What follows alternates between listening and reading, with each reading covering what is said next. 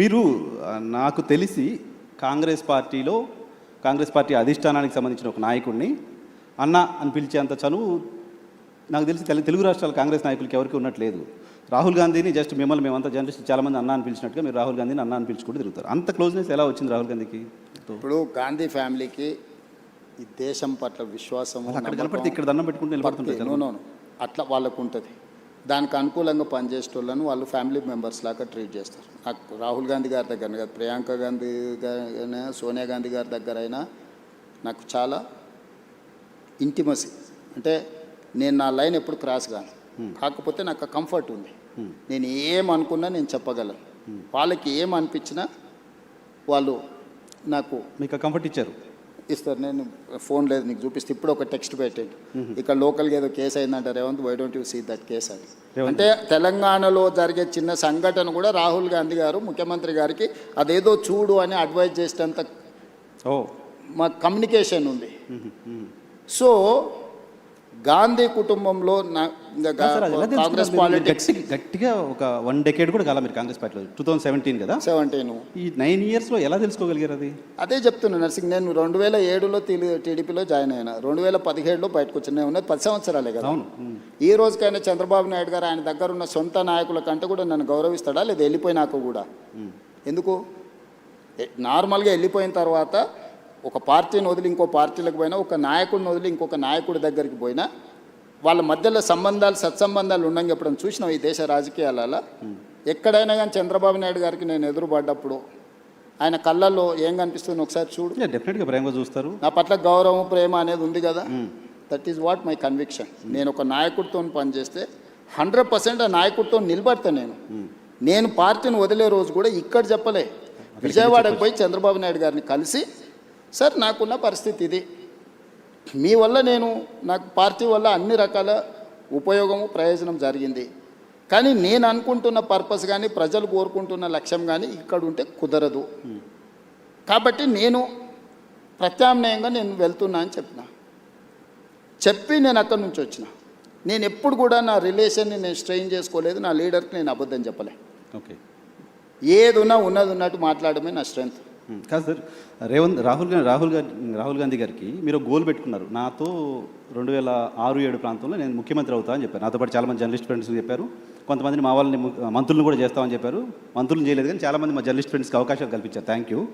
So మీరు రాహుల్ గాంధీ గారికి చెప్పొచ్చు కదా, ఆయన కూడా గోల్ పెట్టుకుని నేను ప్రధానమంత్రి కావాలని. గోల్ ఉందా అసలు ఆయనకి? గోల్ పెట్టుకున్నారు, దానికోసం పనిచేస్తున్నారు. రాహుల్ గాంధీ గారికి చాలాసార్లు చెప్తున్నా, కాంగ్రెస్ను అధికారంలోకి తేవాలనే గోల్ ఉంది ఆయనకు, కానీ ఆయన ప్రధానమంత్రి కావాలనే దాని మీద ఆయన కోరిక లేదు. గోల్ ఉంటేనే కదా దానికోసం. నేను చాలాసార్లు మొన్న మా చింతన్ శిబిర్ ఇక్కడనే రాజ్ ఠాకూర్ జిల్లా ప్రెసిడెంట్ ఉన్నాడు కదా, మొన్న మా చింతన్ శిబిర్ జిల్లా అధ్యక్షుల ట్రైనింగ్ జరిగింది ఆంధ్రప్రదేశ్ తెలంగాణ వికారాబాద్లో. నేను లోపల ఏం మాట్లాడినో ఎవరైనా వినుంటారు, నువ్వు అడుగు అంటే నాకు ఆయనకు జరిగిన డిస్కషన్ అంటే పర్సన్ థాట్ లోపల ఉన్నప్పుడు కదా దానికోసం చెప్పించి ఒప్పించిన. మొదటిసారి రాహుల్ గాంధీ వచ్చేసారి నేను ప్రధానమంత్రి పదవికి పోటీ పడతాను, నేను బాధ్యత తీసుకుంటా అని చెప్పి మొదటిసారి రాహుల్ గాంధీ గారిని అధికారికంగా ఎస్ అని నేనే అనిపించిన. ఓకే, నేను చెప్పిన క్లియర్గా ప్రజలు ఇప్పుడు ఇప్పుడున్న జనరేషన్, నేను ఆయనకు చెప్తా ఆయన నీకు చేస్తాడంటే ఎవరు నమ్మడం లేదు, వినడం లేదు. నువ్వేం చేస్తావో, నీ కమిట్మెంట్ ఏంది, నువ్వేం చేయదలుచుకుంటావో నువ్వు డైరెక్ట్గా చెప్పమంటారు. ఇప్పుడున్న పాలిటిక్స్ నేను స్విగ్గీతో పోలుస్తాను. ఇప్పుడు జనాలు వితిన్ మినిట్స్ డెలివరీ కావాలని కోరుకుంటున్నారు. పొద్దున ఆర్డర్ ఇస్తే రాత్రికి వచ్చే దాని మీద లేరు జనాలు, కావాలి కొత్త ఆర్డర్ రెడీగా ఉంటారు. సో స్విగ్గీ పాలిటిక్స్లో ఈరోజు నువ్వు ఎట్లా పర్ఫామ్ చేస్తావు అనే దాని మీదనే ఆధారపడి ఉంటుంది. సో రేపు వచ్చే ఎన్నికల్లో రాహుల్ గాంధీ ప్రధానమంత్రి అభ్యర్థి ఇండియా కూటమి నుంచి. మొదట కాంగ్రెస్ పార్టీ నిర్ణయించుకుంటుంది, ప్రకటిస్తుంది, తర్వాత ఇండియా కూటమిని కన్విన్స్ చేస్తాం. ఇండియా కూటమిలో ఉన్న మిత్రులు నాకు చాలామంది మిత్రులే, వాళ్ళందరితో నేను కూర్చోబెట్టి మాట్లాడి సంవత్సరం ముందే అధికారికంగా రాహుల్ గాంధీ గారు రేపు జరగబోయే ఎన్నికల్లో ప్రధానమంత్రి అభ్యర్థి రాహుల్ గాంధీ గారికి ఓటేయండి, దేశానికి ప్రధానమంత్రి అవుతాడు, రైతుల కోసం ఏం చేస్తాడు, మహిళల కోసం ఏం చేస్తాడు, విద్యార్థుల కోసం ఏం చేస్తాడు, నిరుద్యోగ యువకుల కోసం ఏం చేస్తాడు, పరిశ్రమల కోసం ఏం చేస్తాడు, అదేవిధంగా కాస్ట్ సెన్సెస్ విషయంలో ఏం చేస్తాడు, లేకపోతే ఉన్న అదర్ సోషల్ ఇష్యూస్ మీద ఏం చేస్తాడు, ఒక పాలసీ డాక్యుమెంట్ తీసుకొచ్చి ప్రజల ముందు పెట్టి ప్రజల్ని మ్యాండేట్ కోరుతాం. ఓకే సార్, మీరు ఇప్పుడు ఆంధ్రప్రదేశ్లో కాంగ్రెస్ పార్టీ చివరి ముఖ్యమంత్రి, తెలంగాణ వచ్చిన తర్వాత మీరు మొదటి ముఖ్యమంత్రి. కాంగ్రెస్ పార్టీ ముఖ్యమంత్రులకి ఎవరికీ లేని ఒక ప్రివిలేజ్ కనపడుతుంది. మీరు సౌత్ ఇండియాలో కాంగ్రెస్ పార్టీకి సంబంధించిన ఫేస్గా కనపడుతున్నారు. కేరళ ఎలక్షన్లో క్యాంపెయిన్ చేయడం కావచ్చు, తమిళనాడు వెళ్ళి అక్కడ మీటింగ్స్ అటెండ్ చేయడం కావచ్చు. సో సిద్ధరామయ్య కంటే కూడా సౌత్ ఇండియాలో ఉన్న కాంగ్రెస్ ముఖ్యమంత్రులు మీరు ఎక్కువ పాపులర్గా కనపడుతున్నారు. సో సౌత్ ఫేస్గా రేవంత్ ఎమర్జ్ అవ్వడం వెనక రీజన్ ఏంటి? నేషనల్ పాలిటిక్స్ ఇంకేదన్నా మీరు సీఎం కావాలని గోల్ అయిపోయింది, వేరే గోల్ ఏమైనా పెట్టుకున్నారా? లేదు నర్సింగ్, నేను 10 years 2034 వరకు ఏ గోల్ లేదు.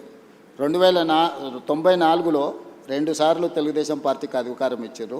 2004 నుంచి 2 సార్లు కాంగ్రెస్ పార్టీకి అధికారం ఇచ్చారు. 2014 నుంచి 2 సార్లు బీఆర్ఎస్కి అధికారం ఇచ్చారు. 2024 నుంచి 2 సార్లు నాకు అధికారం ఇస్తారు ప్రజలు. నాకు స్పష్టత ఉంది. 2034 వరకు ఇక్కడనే ఉంటా, ఈ ప్రజల కోసమే పనిచేస్తా. $1 trillion ఎకానమీని అక్కడికి తీసుకెళ్ళి 2047కి $3 trillion ఎకానమీ ఏదైతే మన నరేంద్ర మోడీ గారి ముందు స్పష్టంగా చెప్పినాం, భారతదేశం $30 trillion ఎకానమీ ఏదైతే వికసిత్ భారత్ 2047 లక్ష్యంగా పెట్టుకున్నారో, ఈరోజు మనము 3% లోపల జనాభా ఉంటే 5% జీడిపి కాంట్రిబ్యూట్ చేస్తున్నాం.